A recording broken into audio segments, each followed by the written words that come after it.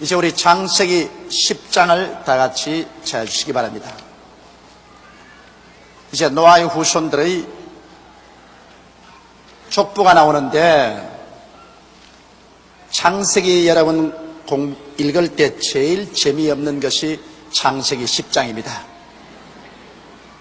전부 한국 이름을 써놔도 읽기가 곤란할 것인데, 이 서양 이름을 잔뜩 써놔서 읽기도 곤란하고 아주 요상스럽습니다.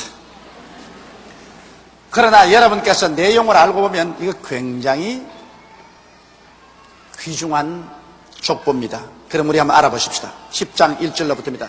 노아의 아들 셈과 함과 야벳의 후예는 이러하니라. 홍수 위에 그들이 아들들을 낳았으니, 이게 딸 낳았다는 말은 없어요. 아들만 낳았다 합니다. 그러니 아들들만 하죠. 우리 동양 사람들은 딸만 놓으면 울지 않아요. 그것은 성경이 아들들만 중요해서 그런 것이 아니라, 성경은 혈통을 말하니까 혈통은 아들로 이어지는 것이기 때문에 아들들에 관한 이야기만 기록하고 있습니다. 그런데 여기 셈부터 말하지 아니하고 야벳부터 먼저 말하고 있습니다. 셈은 제일 나중에 말을 하고 있습니다. 그것은 왜냐하면 앞으로 창세기의 모든 역사 전개는 셈의 후예들을 통해서 일어나기 때문에 편리하게 전개하기 위해서 아마 하나님 성령께서 그렇게 하신 것 같습니다. 야벳과 함과 그 다음 셈은 마지막으로 적으셨습니다. 야벳의 아들은 고멜과 마곡과 마대와 야완과 두발과 메섹과 디라세요. 무슨 말인지 알겠어요? 아무 재미없지요? 그런데 제가 이제 해석을 턱 붙이면 한 보세요. 얼마나 재미가 있는지. 야벳의 아들들은 첫 아들이 고멜입니다. 이 고멜이란 말이 점점 발전되어서 게르만이 된 것입니다. 영어로는 저만인이지요. 앵글로 삭선족이 된 것입니다. 그러므로 이 고멜이라는 것은 독일, 프랑스, 영국의 웰시, 아이리쉬, 영국 사람들, 다시 말하면 앵글로 색선족의 조상이 바로 고멜입니다. 고멜이 나중에 게르만이 됐지 않습니까? 이러므로 고멜족이라는 것은 바로 이 앵글로 색선 계통의 족속들이 다 되어서 오늘날 유럽의 중부와 영국을 점령하고 사는 조상이 됐습니다. 그러므로 여기에 야벳의 후손들인 백인종이 되었다는 증거가 여기에 뚜렷한 것입니다. 첫째 아들 고멜은 바로 그 후손이 오늘 독일과 프랑스와 웰시와 아이리쉬와 영국 백성들이 되었고, 그 다음에 둘째 아들은 마곡입니다. 마곡은 뭐냐? 이 둘째 아들 마곡은 어디에 살았냐? 오늘날 카스피해 근처 저 소련 지구로 퍼져나갔습니다. 그래서 마지막 때 이스라엘을 쳐들어올 나라가 곡과 마곡이라고 그랬지 않습니까? 소련을 말하는 것입니다. 야벳의 후손 중에서 마곡인 러시아, 소련이 나왔습니다.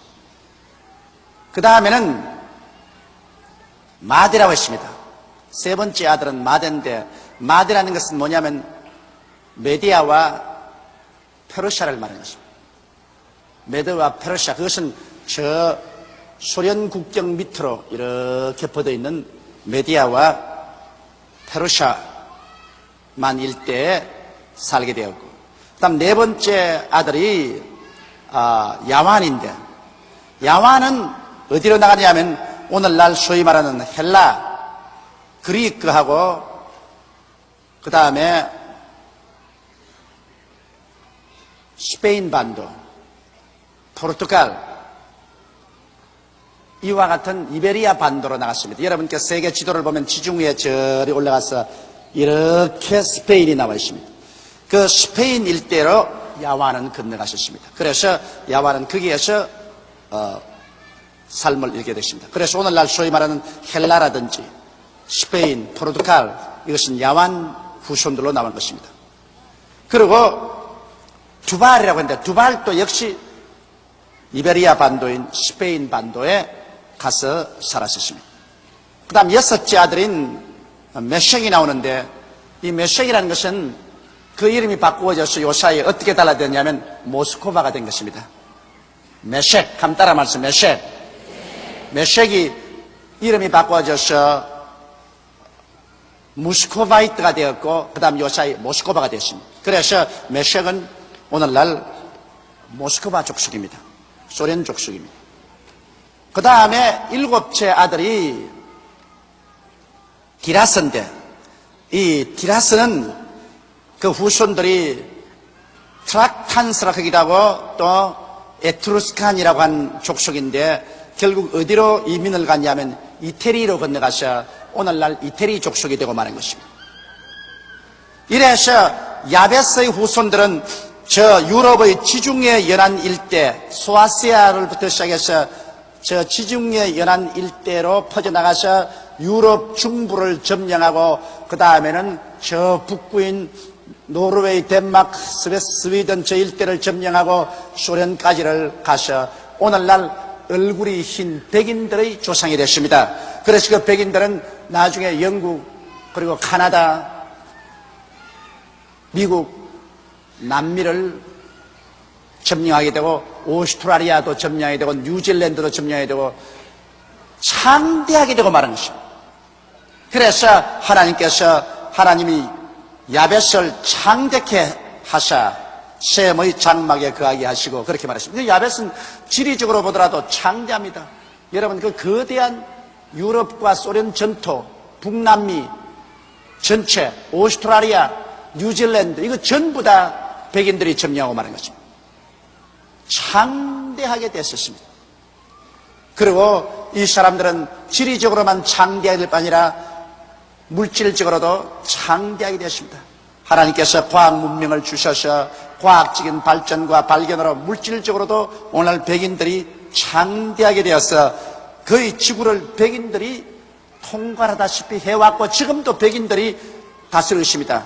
지금 소련 블록하고 미국 블록이 서로 응얼거리고 싸우지만은 그 전부 다 야베스의 자손들이 서로끼리 어른거린 것입니다.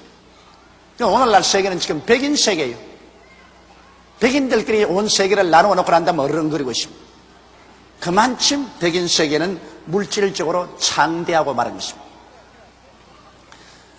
그래서 그 조상들 밑에 이제 자손들이 이렇게 많이 나왔는데 그러면 자손들은 깊이 알아볼 필요가 없습니다. 이름만 읽어 나가면 되는 것입니다. 고멜의 아들은 아스그나스와 리밧과 두갈마요, 야완의 아들은 엘리사와 달시스와 기띔과 두다님이라 이들로부터 여러 나라 백성으로 나뉘어서 각기 방언과 종족과 나라대로 바닷가의 땅에 머물렀더라. 다시 말하면 지중해를 중심으로 한 유럽 일대에 머물렀더라. 그렇게 말하고 있는 것입니다.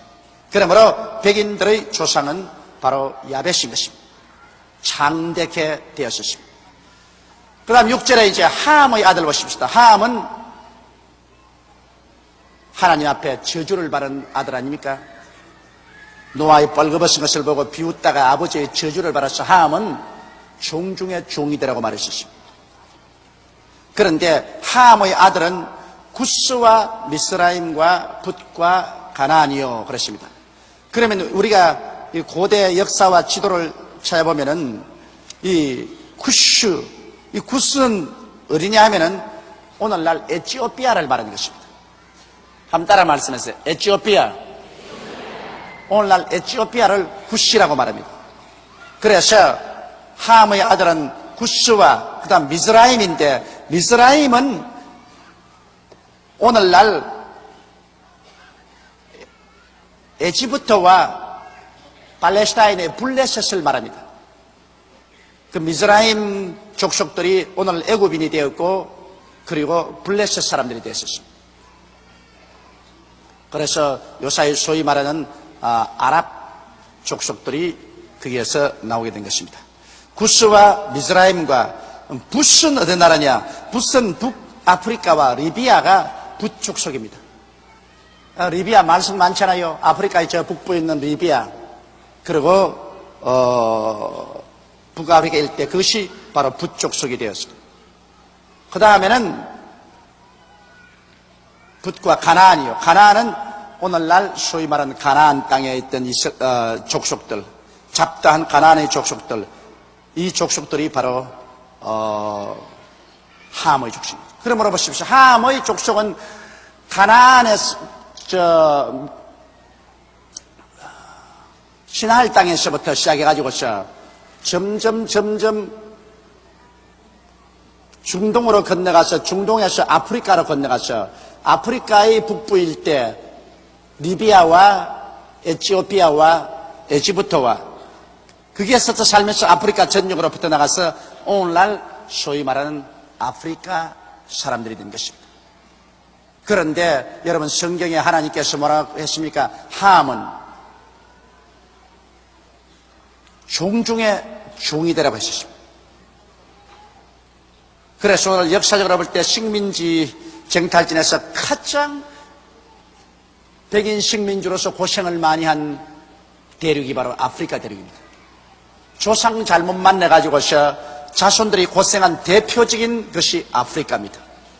함이 아버지 조롱했다가 벼락을 맞은 겁니다. 그러니 하나님께서 내 부모를 공경하라. 그러면 내가 세상에서 잘되고 장수하라는 말 여러분 그거 깊이 생각해야 되는 것입니다. 함이 부모 공경 잘못했다가 저주를 받아가지고서 그 후손들이 아프리카 대륙을 가서 얼마나 문명도 발달도 안 되고 고생을 많이 했고 지금도 고생하고 있지 않습니까? 이거 아버지 모욕했다가 그렇게 된 것입니다. 그러니 여러분께서 부모 공경 못한 사람 오늘 빨리 회개하라고요. 아프리카로 가기 전에 부모 공경은 잘해야 돼요. 폐 일어나고 어떻게 되었든지 하나님은 부모 공경하는 것 좋아하십니다. 그래서 이제 이 함의 아들들은 중동 소부분과 아프리카 일대를 점령해서 살게 되었다. 함의 아들은 구스와 미즈라임과 붓과 가나안이요. 그 다음 그 아들들 구스의 아들은 스바와 하윌라와 삽다와 라마와 삽드가요. 라마의 아들은 스바와 드단이며 구스가 또 니무롯을 낳았으니 그는 세상에 처음 영거리라. 구스가 낳은 아들 중에 니무롯이 나왔는데 이 니무롯이 제일 처음 나라를 세웠습니다. 그것이 구바벨로니아라고 하는데 바벨론에서 구바벨로니아를 세워서 이 니무롯이 왕이 되었습니다. 그리고 이 니무롯이 굉장한 사냥꾼이었습니다. 그가 여호와 앞에서 특이한 사냥꾼이 되었으므로 속담에 이르기를 아문은 여호와 앞에 니무롯 같은 특이한 사냥꾼이로다 하더라. 왜 여기 사냥꾼이라는 것을 특별히 기록하냐면 그 당시에 사람 수는 적었는데 짐승이 얼마나 많았던지 뭐 온 산천에 짐승이 꽉 들어차서 사람들을 막 해쳐요. 이러므로 그 당시에 위인은 누구냐? 짐승들을 잡아서 사람들이 안전하게 살도록 하는 것이 바로 위인이었습니다. 여러분 시골에 산 사람은 몰라도요. 나는 시골에서 태어났기 때문에 참 겁납니다.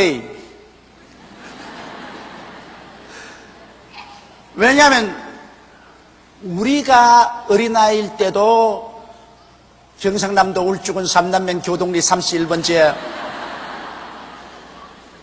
범이 내려왔다고요. 범이. 그래서 우리 전체 동리라 해봤자 우리 집하고 우리 아래채에 사는 한 너릇집인데 그 너릇집이 모여가지고서 여름에 뭘 했냐면은 이 줄땡이 일을 했어요. 심심하니까.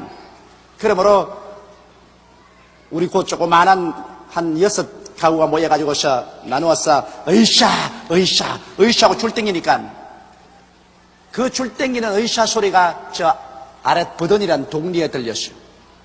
그러니까 그 버든이란 동리에서는 아이고 범이 나타났구나.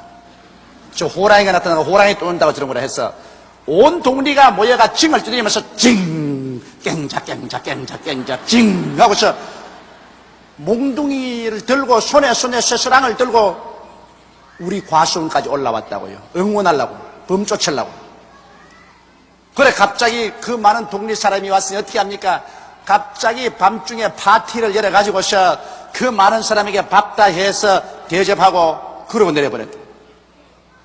정말 짧은 세월이지만 그때도 범이 있어가지고서 밤에 내려와서 소를 물고 가고 개를 물고 가고 사람을 다치겠다.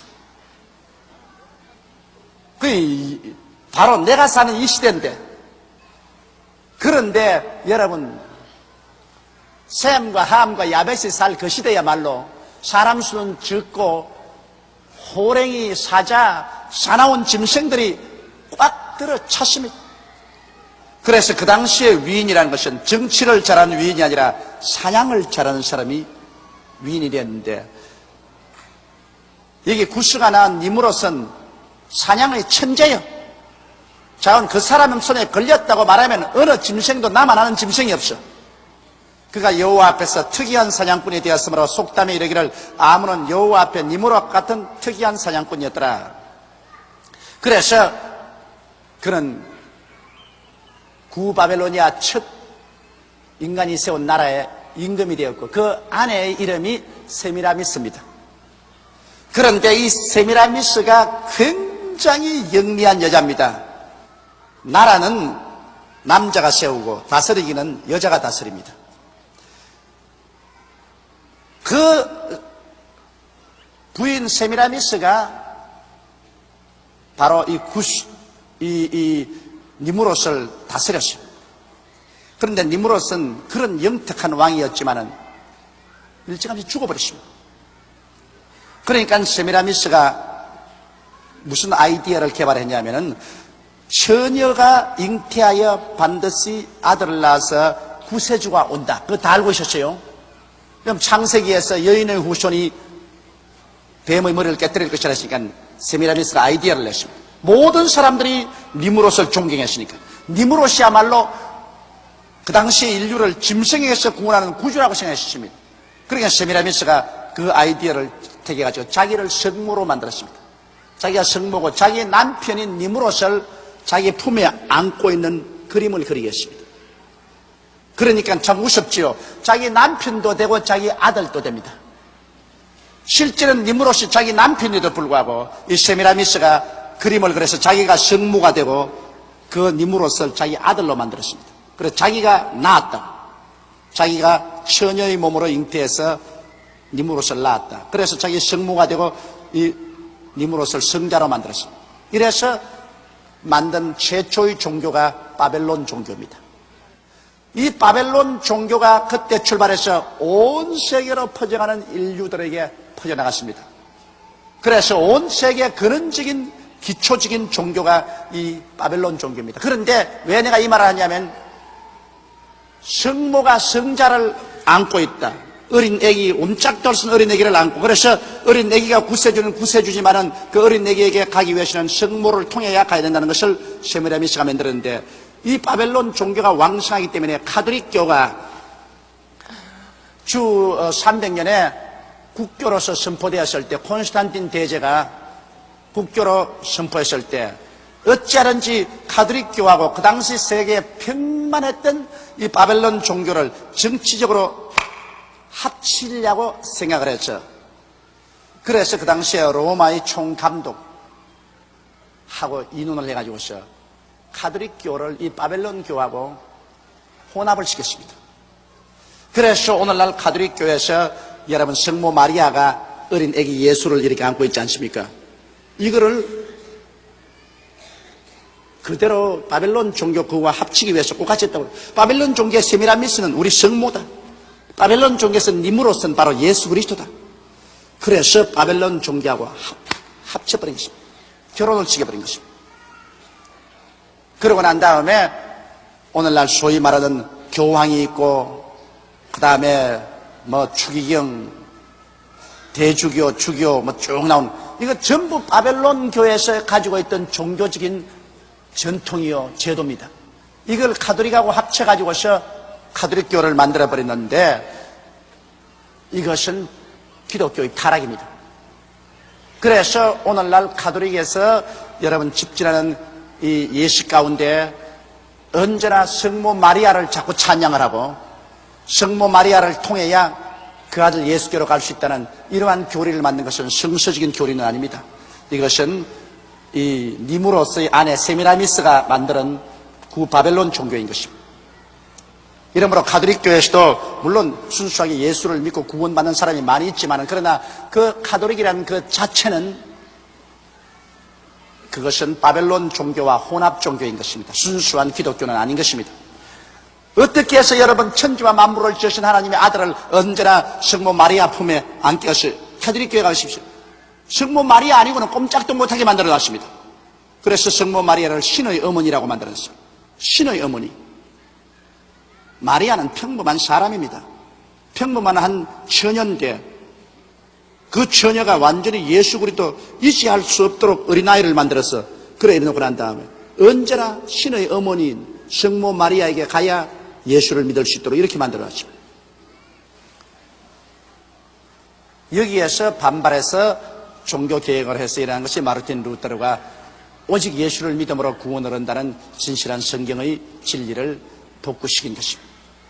그러므로 이 니무롯에 대한 그 이야기는 참 깊은 배경입니다. 바로 사탄이 이 니무롯과 세미라미스를 통해서 벌써 기독교를 부패하게 하기 위해서 그 옛날부터 작전을 세운 것입니다. 그래서 기독교의 가장 바벨론 종교와의 혼합한 형태가 오늘 가톨릭 교회인 것입니다. 물론 가톨릭 교회도 지금 예수를 전도하니까 신실하게 예수를 믿고 구원받는 사람 많이 있어요. 그러나 가톨릭이라는 그 체제는 사탄의 위가 있는 체제입니다. 그 체제는 하나님의 인정받는 체제가 아닙니다. 그것은 바벨론 종교와 혼합 체제인 것입니다. 이것을 우리가 잘 알아야 돼요. 막 이하간 니무롯은 그와 같은 영특한 사람이었는데 그런 니무롯을 성자로 만들어가지고 종교를 만든 것은 세미라미스라는 그 아내가 들어가지고 만든 것입니다. 그러므로 여러분 어디 가도 여성들이 문제는 문제입니다. 아담을 타락시킨 것도 하와가 타락시켰고 그 다음에 바벨론 종교를 만들어가지고서 오늘날 거대한 기독교 단체인 가톨릭교를 혼합시켜버린 것도 바로 니무롯의 아내 세미라미스 때문에 그렇게 되었기 때문에 여자 잘 만나야 살지 잘못 만나면 박살난다고. 그러므로 여러분께서 딸들 잘 키우라고요. 딸들 잘 키워. 딸들을 예수 잘 믿게 해서 주님 중심으로 서도록 해놓으면 시집 가면 온 시집 식구를 다 구원하고 살려버린다고. 그리고 딸을 잘못 키워놓으면 박살을 내버려. 박살을 그냥. 그러니 그 여성의 힘이 굉장히 크기 때문에 마귀가 어찌한지 여성을 파괴하려고 합니다. 어찌한지 여성을 부패시켜가지고서 하나님께 반역하는 세계를 만들기 위해서 마귀가 총력을 기울입니다. 그건 여성의 영향력이 그만큼 크기 때문인 것입니다. 남자보다도 마귀는 여자에게 더 덤벼듭니다. 그래서 여자를 언제나 부패시켜버리면 그 다음 남자 부패시키는 것은 간단한 문제인 것입니다. 그러므로 여러분 절대로 부패하지 마세요. 네? 예수 이름으로 여러분은 승리할 줄 믿습니다. 그러므로 하나님께서도 결사적으로 성령으로 역사하셔서 남자보다 여성을 많이 구원해 놓지 않습니까? 사탄에게 안 뺏기려고.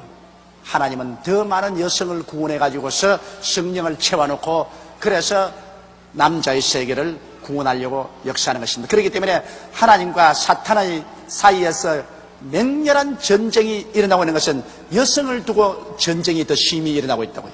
남성을 두고 일어나고 있지 않습니다. 여성을 두고 맹렬한 전쟁을 하고 있습니다. 누가 더 많이 빼앗느냐. 그래서 교회로 가면 여자들이 남자보다 훨씬 많은 이유가 그게 있는 것입니다. 또 세상에 마귀들이 하는 여러 가지 단체로 가면 남자보다 여자가 많은 이유가 그게 있는 것입니다. 그것은 막 그렇고 그의 나라는 시나을 땅의 바벨과 그 시나을 땅의 바벨과 이 바벨은 어디 있냐면 아라비아 반도 저 위에 페르시아만 위에 있는 것인데 여러분 지도를 공부하는 사람 내가 이렇게 말해도 무슨 말인지 모를 것입니다. 그런가 보다 하고 듣고 계세요. 바벨과 그 다음 메렉과 아갓과 갈레에서 시작되었으며 그가 그 땅에서 아수르로 나아가 니느웨와 로보딜과 갈라와 및 니느웨와 갈라 사이의 레센이는 큰 성이라를 건축하였으며 미스라임은 루딤과 아나밈과 르아빔과 납두힘과 바두루심과 가슬루힘과 갑두림을 낳았더라. 블레셋이 갑두름에서 나왔더라. 블레셋이라는 것은 바로 저 팔레스타인을 말하는 것입니다.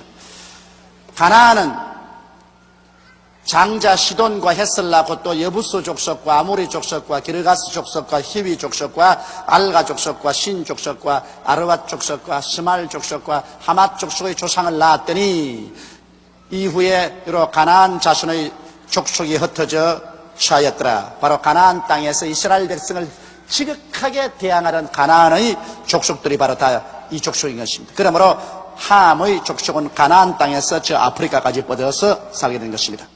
가나안의 지경은 시돈에서부터 그라를 지나 가사까지와 수돔과 고모라와 아드마와 스보임을 지나 라사까지였더라. 이들은 함의 자손이라 각기 족속과 방언과 지방과 나라대로 이었더라.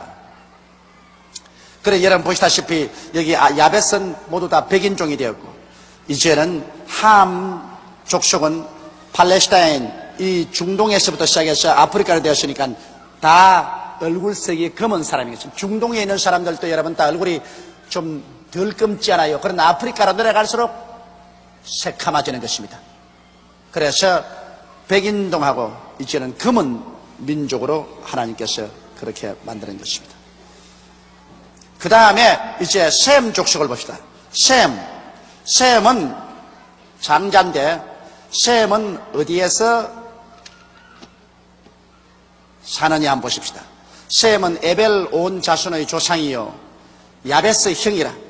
그에게도 자녀가 출생하였으니 셈의 아들은 첫째가 엘람입니다. 여러분 엘람은 어느 곳에 있으냐면 요사이 말하면 아라비아 반도가 이렇게 있어가지고서 그 다음엔 페르시아로 넘어오는데 요사이 소위 말하는 이락과 이란 있잖아요. 이락과 이란 국경지대에서 살았습니다. 요사이 신문과 텔레비를 보니까 왜 그 페르시아만으로 배가 기름실을 갖다가 그냥 이란의 폭격을 맞아가지고 배가 많이 빠지지요. 바로 그 지경입니다. 그러니까 아시아 아닙니까?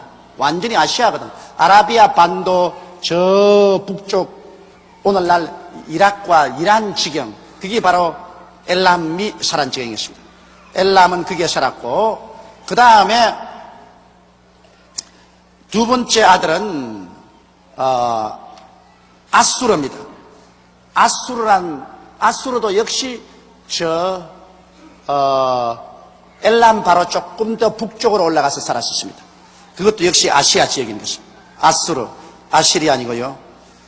그 다음 아르박삭입니다. 아르박삭은 어디에 살았냐면 아르박삭은 오늘날 소위 말하는 이스라엘이나 아라비아, 에돔, 모압, 암몬, 이스마엘, 미디안 족속들이 다 아르박삭에서 나왔습니다. 그래서 아르박삭 쪽은 쭉 중동 일대를 흩어서 거기에서 섞여 살게 된 것입니다.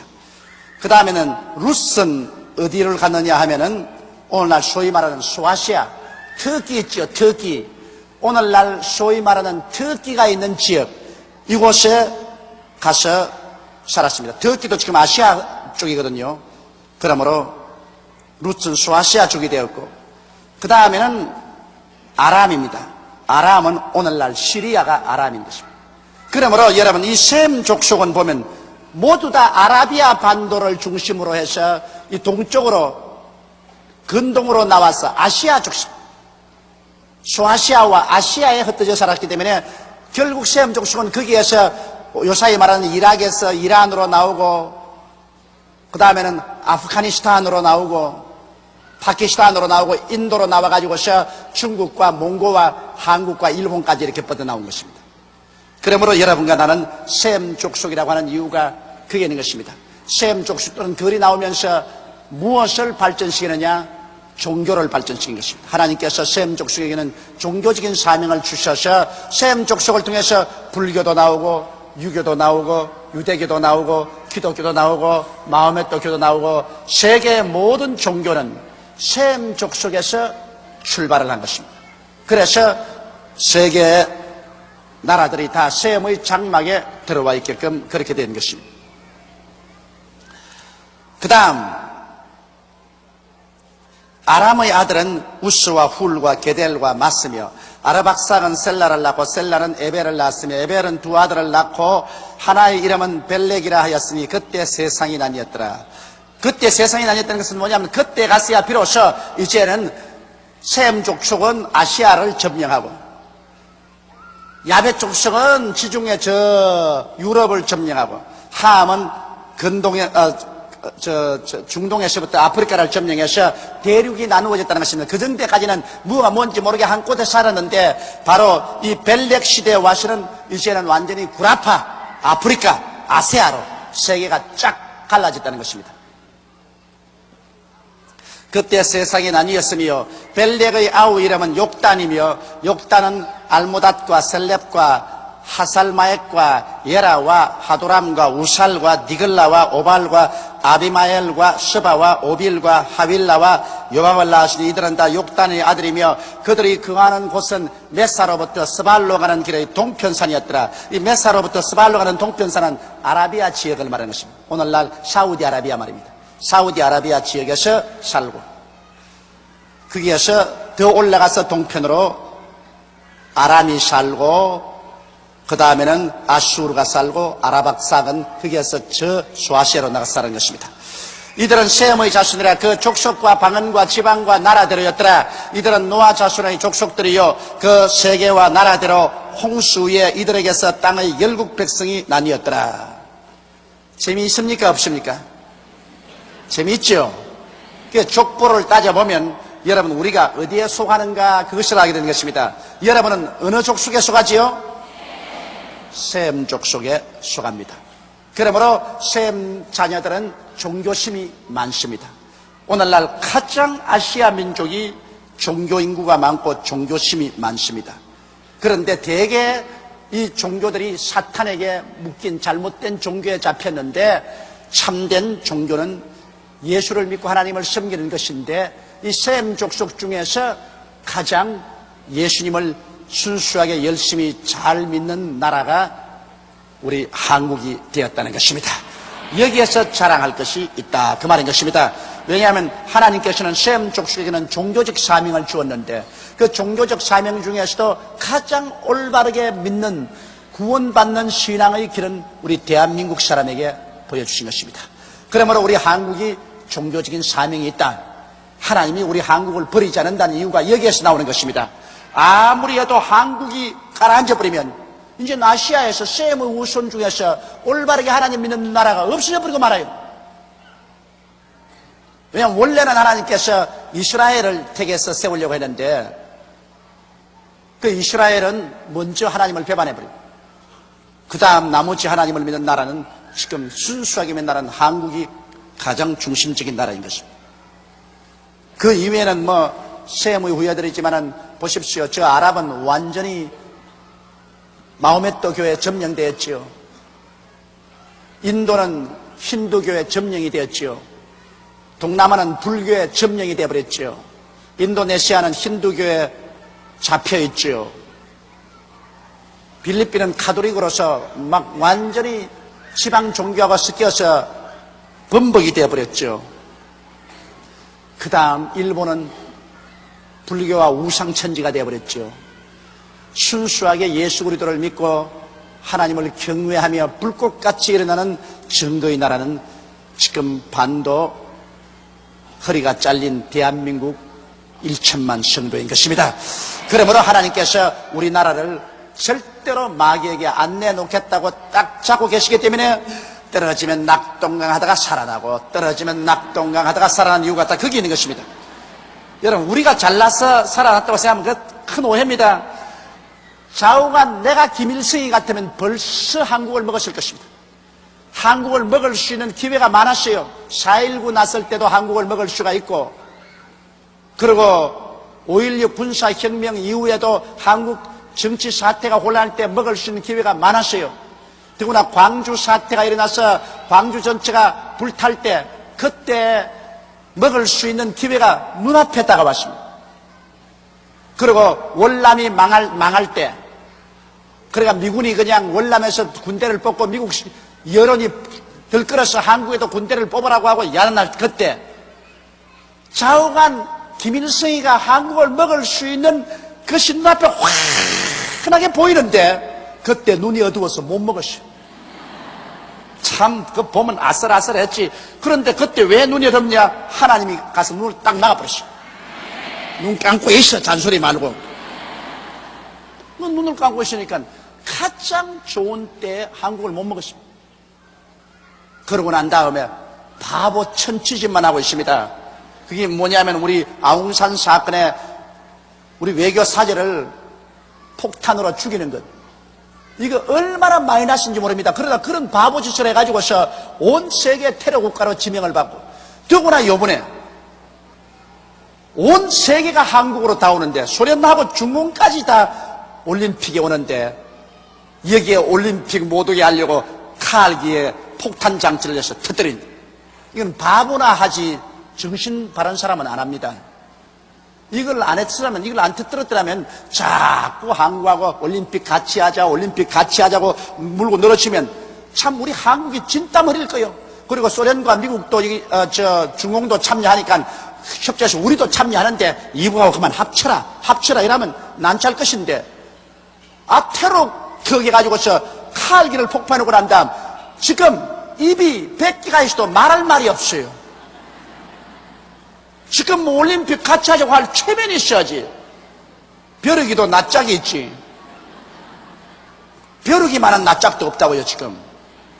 그래, 지금 자꾸 자기들은 그런 것 안 했다고 척 오리발을 내밀지만은 김연희가 살아있는데 어떻게 부인을 할 수가 있어요? 눈이 또렷또렷하게 살아있는데. 이래서 하나님께서 김일성이로 하여금 자기가 판 올무에 자기가 빠지도록 만들고 있는 것입니다. 그게 일찌감치 김일성이가 손드는 게 좋습니다. 왜냐? 우리 한국은 뒤에 하나님이 손을 턱 잡고 계십니다. 하나님이 저기에 김일성이가 장군아 그러면 하나님이 멍군 켜버립니다. 하나님하고 장기를 떠서 이길 수가 있어요. 지금은 하나님이 자꾸 멍군하고 있지만 나중에 좀 이제 세월이 가서 하나님이 장군아 큰 날이면 그때는 박살 난다고.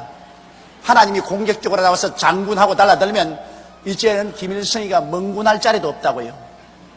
그 날이 곧 다가온다고요.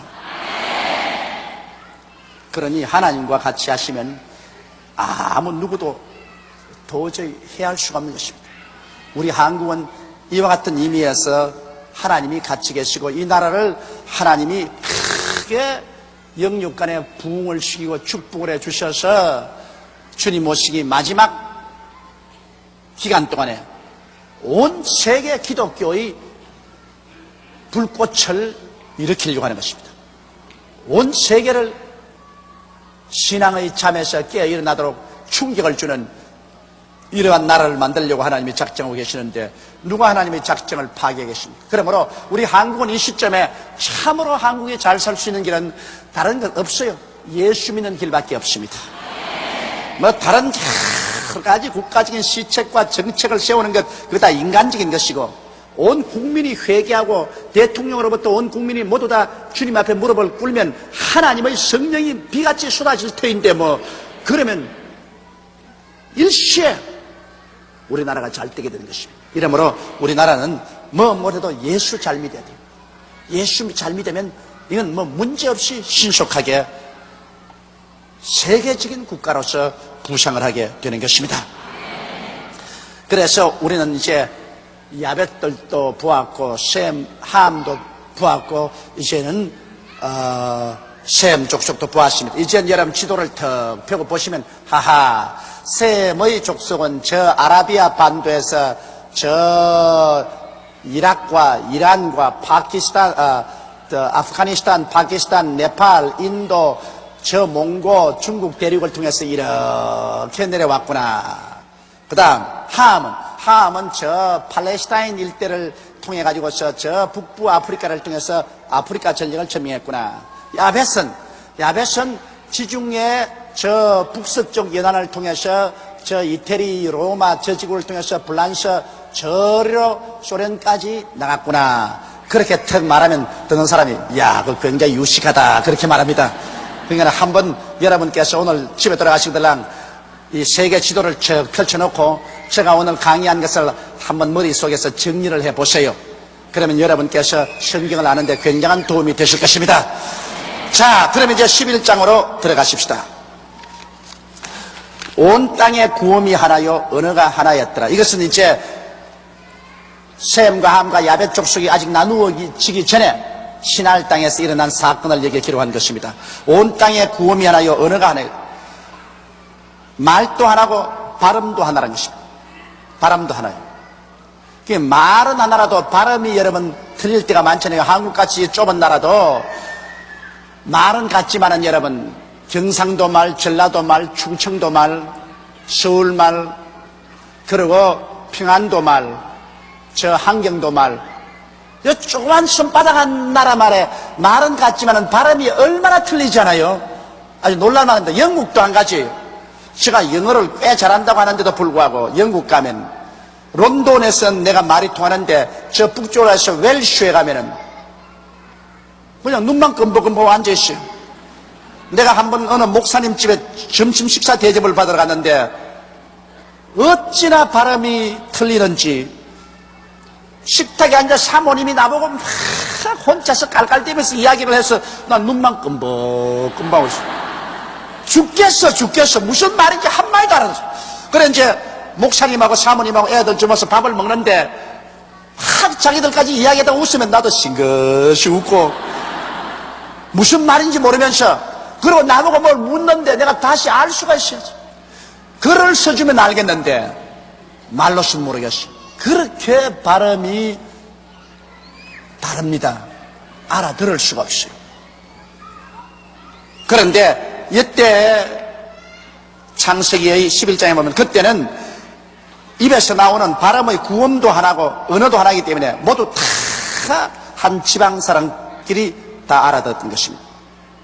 이에 그들이 동방으로 옮기다가 시날 평지에서 그들이 동방으로 옮기다가 시날 평지를 만나 거기 그하고 서로 말하되 자 벽돌을 만들어 견고히 굽자 하고 이에 벽돌로 돌을 대신하며 그게는 돌이 많지 않기 때문에 진흙을 이겨서 햇볕에 말려서 벽돌을 만드는 것입니다.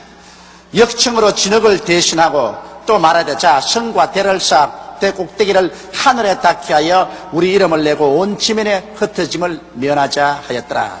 여기에서 이제 또다시 제가 주일 설교할 때 말하는 것처럼 인간의 교만과 탐욕이 생기는 것입니다.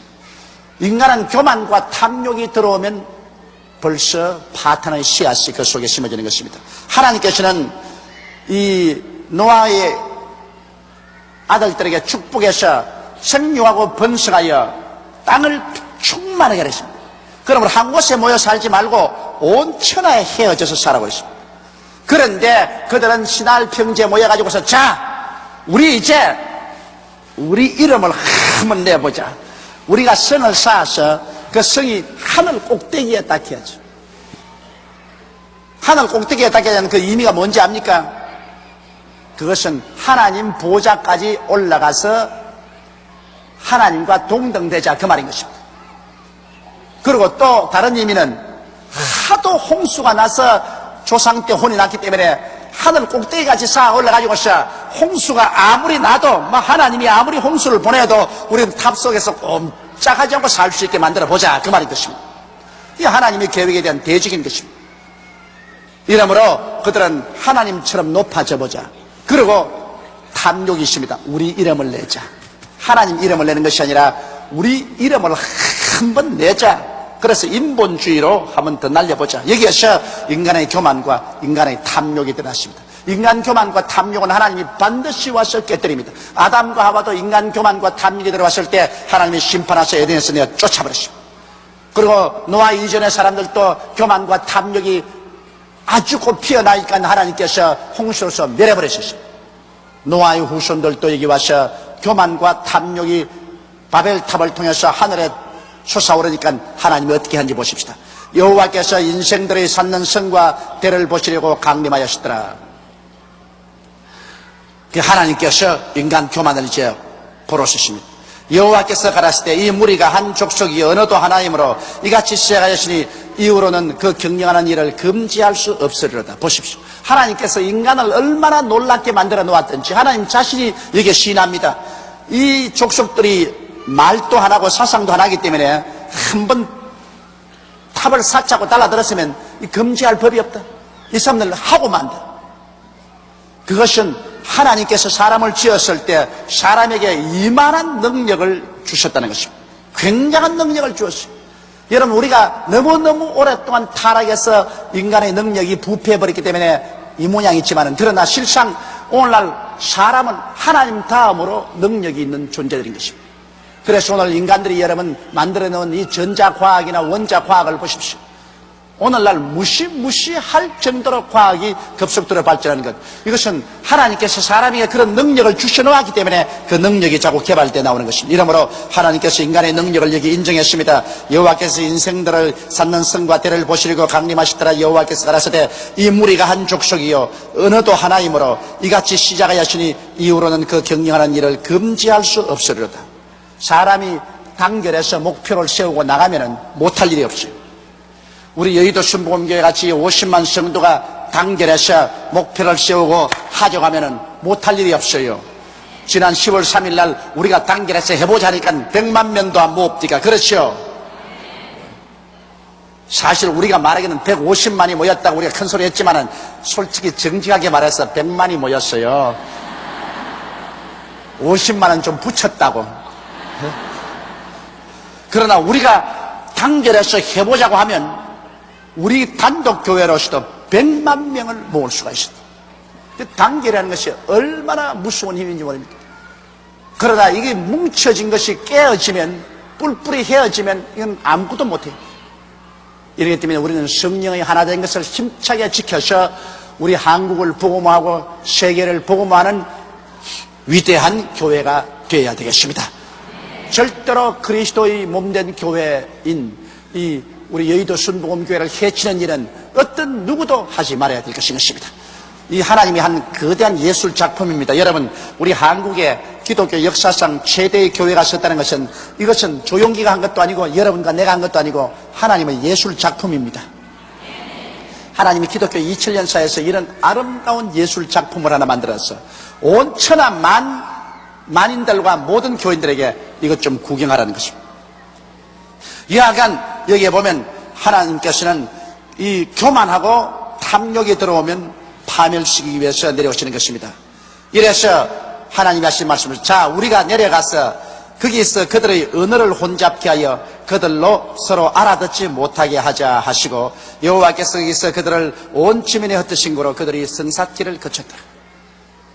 이렇게 힘을 합쳐서 열심히 일한 사람도 언어를 혼잡케 해버리니까, 그 다음에 저 위에서 어이 돌멩이 올려보내 돌, 그러면 역청을 올려보내고, 역청 올려보내 그러니까는 돌멩이를 올려보내고, 말이 안 통하거든.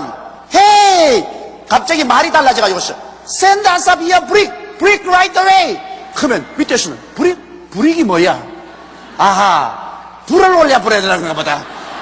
그래가지고 숯불을 담아서 올리면 no 브릭 불을 올렸잖아. 무슨 잔소리가 많아. 말이 통과 안 되거든요.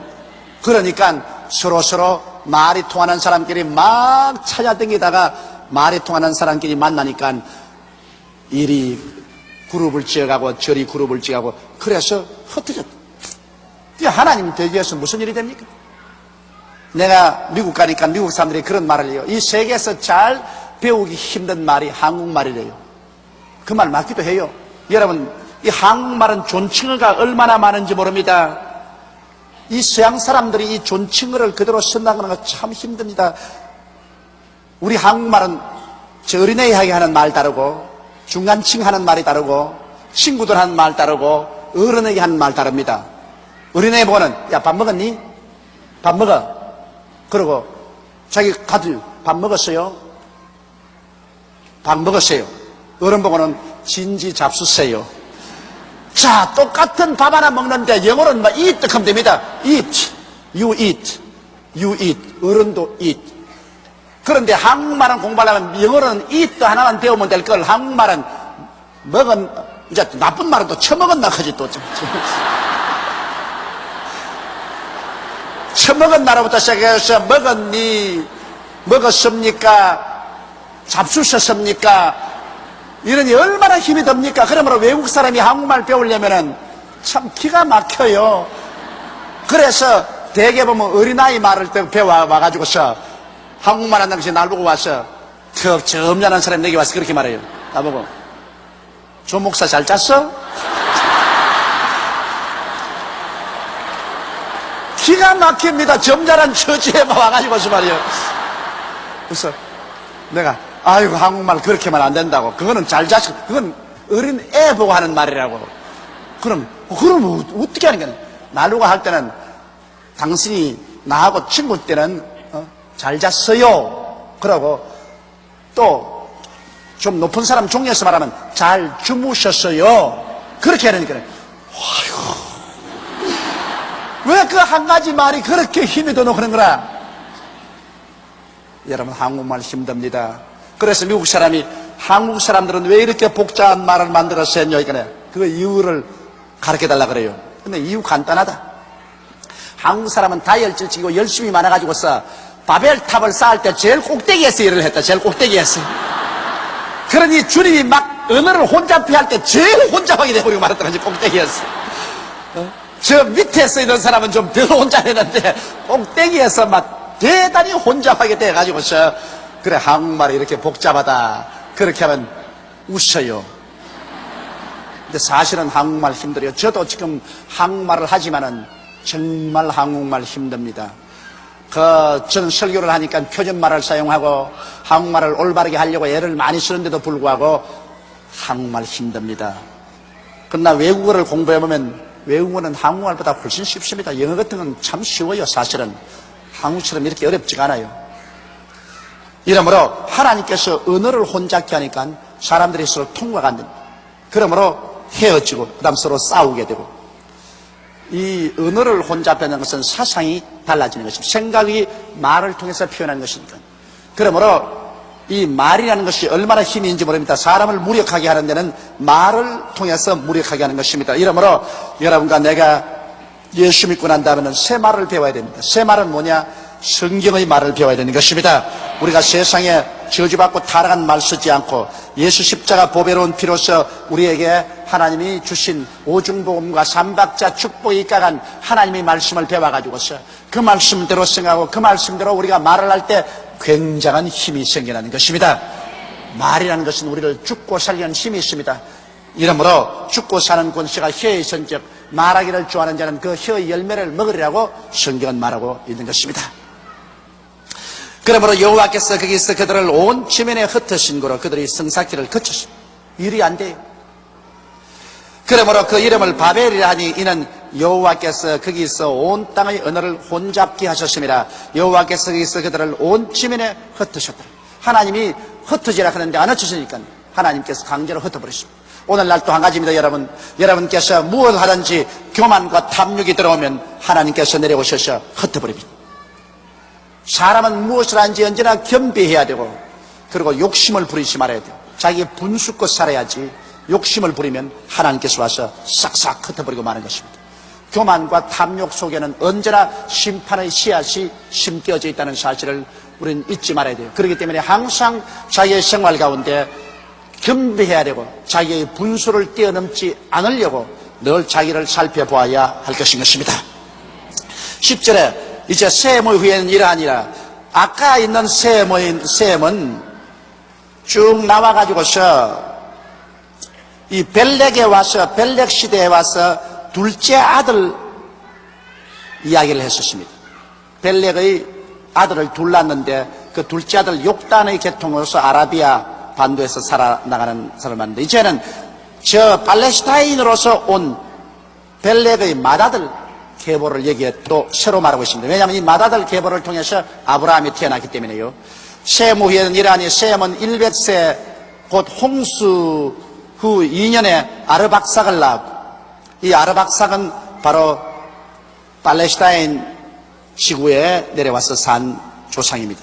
아르박삭을 낳았고, 아르박삭을 낳은 후에 500년을 지내며 자녀를 낳았으며, 아르박삭은 35세 셀라를 낳았고, 셀라를 낳은 후에 403년을 지내며 자녀를 낳았으며, 400년 동안 애를 낳았으니 얼마나 많이 낳았겠노? 참 생각해봐도 기가 막혀. 셀라는 30세 에벨을 낳았고, 에벨을 낳은 후에 403년을 지내며 자녀를 낳았으며, 참 부인들 고생 많이 했어.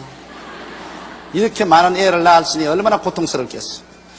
에벨은 34세에 벨렉을 낳았고, 벨렉을 낳은 후에 430년을 지내며 자녀를 낳았으며, 벨렉은 30세에 러우를 낳았고, 러우를 낳은 후에 209년을 지내며 자녀를 낳았으며, 러우는 32세에 스룩을 낳았고, 스룩을 낳은 후에 207년을 지내며 자녀를 낳았으며, 스룩은 30세에 나홀을 낳았고, 나홀은 낳은 후에 200년을 지내며 자녀를 낳았으며, 나홀은 29세에 데라를 낳았고, 데라를 낳은 후에 119년을 지내며 자녀를 낳았으며, 데라는 70세에 아브라함과 나홀과 하란을 낳았더라.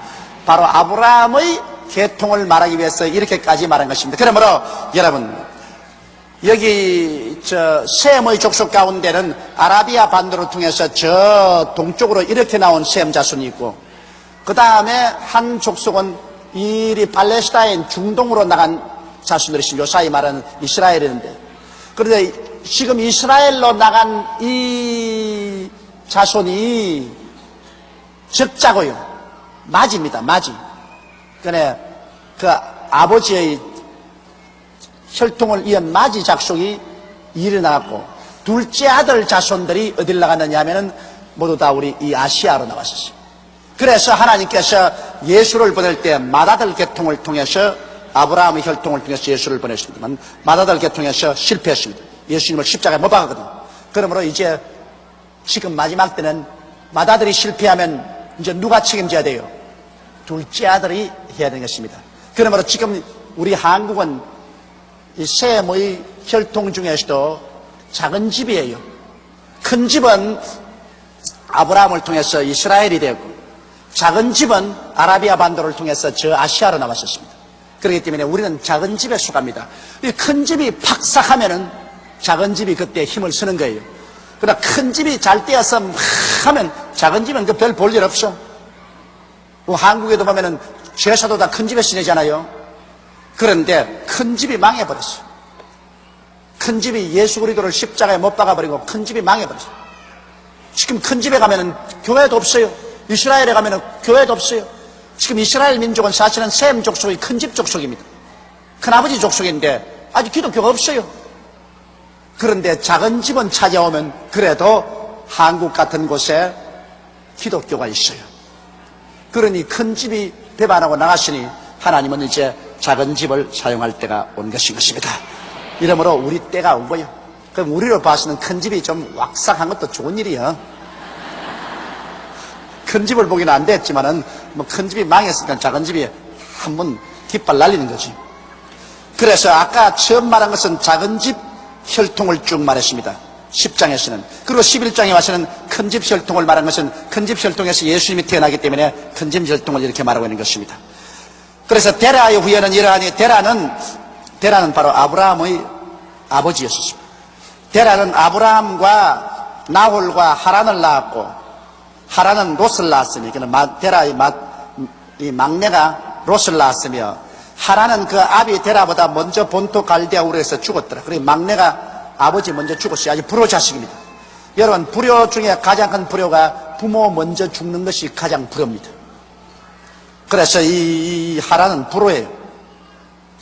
하란은 그 아비 데라보다 먼저 본토 갈대아 우르에서 죽었더라. 아브라함과 나홀이 장가를 들었으니 아브라함의 아내 이름은 사레며. 그런데 이 혈통을 보면은 사레는 누구였느냐? 아브라함의 아버지 데라가 낳은 딸입니다. 이복 동생이에요. 이복 동생. 그러니까 아마 데라가 부인을, 아브라함의 어머니 이외에 또 다른 부인을 데리고 있었어요. 그래서 데라가 아브라함은 낳을 뿐 아니라 또 다른 부인을 통해서 사례를 낳았어요. 그래서 어머니는 다른데 아버지는 같아요. 그렇기 때문에 아브라함이 자꾸 가는 것마다 사태가 여의치 않으면 너 오빠라 그래라, 오빠라 그래라, 그런 이유가 있어요. 전혀 이유 없는 건 아니에요. 왜냐면 아버지는 같으니까, 이복 동생이니까. 좋을 때는 여보 그거, 나쁠 때는 너 동생이다, 알았지, 오빠라 그래라. 그래서 아브라함이 자꾸 그런 유혹에 떨어진 것입니다. 이러므로 아브라함은 이복 동생인 사레와 결혼했고, 나홀의 아내 이름은, 그 다음 아브라함의 동생 나홀은 아내 이름은 밀간이 하란의 딸입니다. 이것은 조카하고 결혼을 했습니다. 자기 막내 동생 하란이 죽었는데 그 죽은 하란이 낳은 딸이 있어요. 그냥 하란이 낳은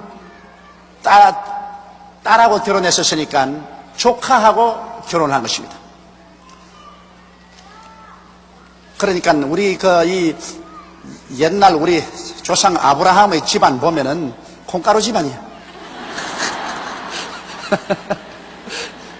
이복 동생하고 결혼하지, 그렇지 않으면 큰아버지가 조카하고 결혼을 하지, 뭐 이런 콩가루 집안이야. 그러므로 우리 조상 자랑할 것 없어.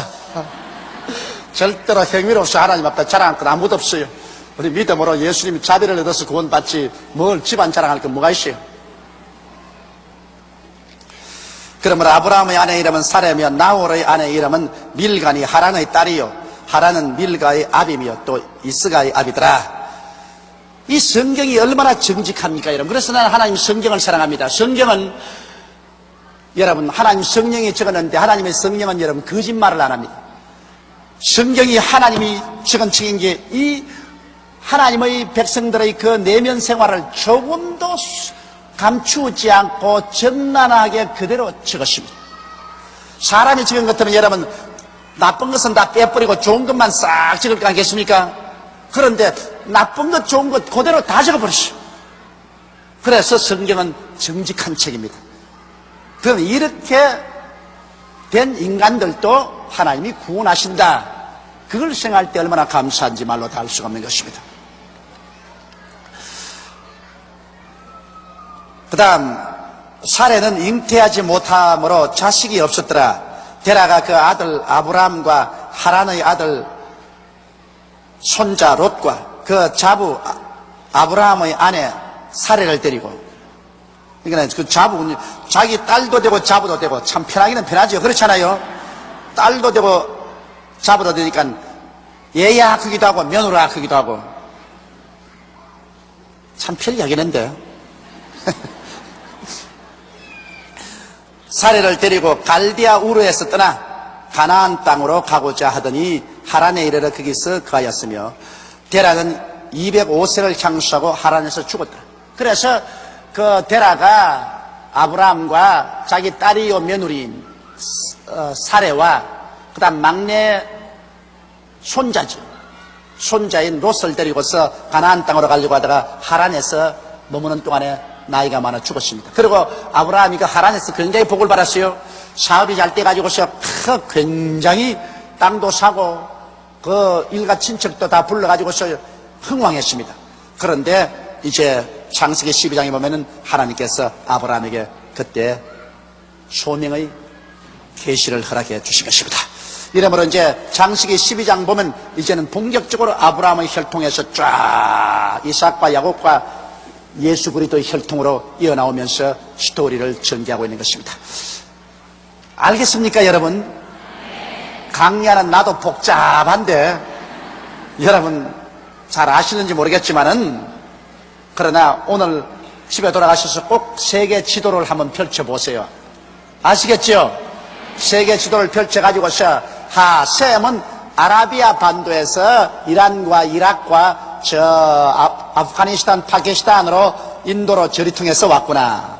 그리고 셈의 큰 집은 또 팔레스타인으로 내려갔어요. 오늘날 이스라엘이 있는 저 중동으로 갔구나. 그리고 함은 팔레스타인으로 내려가서 거기도 그하고 아프리카로 내려갔구나. 야벳은 저 북쪽으로 올라가서 지중해 연안과 유럽 일대를 점령해서 살았구나. 그러므로 하나님께서는 셈의 백성들에게는 하나님을 주었으므로 우리가 종교적인 사명을 가지고 있고 우리가 제사장 국가로서 하나님을 섬기는구나. 우리 한국을 제사장 국가라고 하는 이유가 있습니다. 셈에게는 하나님을 주시기 때문에 하나님을 섬기는 사람은 제사장인 것입니다. 그러므로 우리가 예수를 잘 믿으면 셈의 장막에 야벳이 가라 했습니다. 그렇기 때문에 올림픽에 여러분 161개국이 오는 이유가 있습니다. 우리가 셈의 후예로서 장막을 착 치니까 세계 161개국이 뛰어옵니다. 셈의 장막하에 야벳이 와서 가라. 우리에게 정신적인 그런 장막하에 온 백인들이 다 모여오고 온 흑인들이 다 모여오는 것입니다. 이 얼마나 좋습니까? 눈을 들어보라. 세계가 너에게 오는도다. 이사야서 60장. 이것이 이루어지는 것입니다. 그러므로 우리 한국 5천년 역사 중에 우리가 예수를 믿었기 때문에 지금 이 시대가 가장 좋은 시대입니다. 어찌다가 이 시대에 태어났는지 다 같은 코레안으로 태어났는데 고생만 하시다가 북망상천에 파묻혀 한국의 흙이 된 우리 조상들이 많은데 여러분은 어쩌다가 이 시대에 태어났는지 정말 복 많은 분들입니다. 그것도 1988년 팔자가 두 번 늘어진 이 해로부터 시작해가지고서 얼마나 좋은 일이 한국에 생기는지 몰라요. 기가 막힌 때 여러분 태어나서 삽니다. 그러므로 우리 할렐루야를 하고 감사하면서 예수 잘 믿고 열심히 전도하는 우리들이 되십시다.